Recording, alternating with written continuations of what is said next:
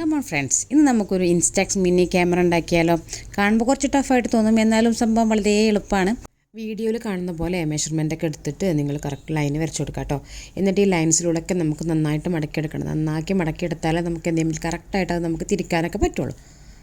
ഇനി ഇതിൻ്റെ ഉള്ളിൽ വരുന്ന ഈ റൗണ്ടൊക്കെ ഒന്ന് കട്ട് ചെയ്തെടുക്കുക കേട്ടോ. വീഡിയോ കുറച്ച് ഫാസ്റ്റാണെന്ന് അറിയാം, നമുക്കൊരു മിനിറ്റിൻ്റെ ഉള്ളിൽ കൊള്ളിക്കണ്ടേ, അതുകൊണ്ടാട്ടോ.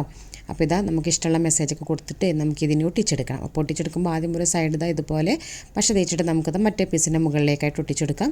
അതിനുശേഷം ഈ ഒരു സൈഡിലും കൂടി പശ തേച്ച് നമുക്ക് ഈ ഒരു പീസും ഇങ്ങോട്ട് ഒട്ടിച്ചു കൊടുക്കാം.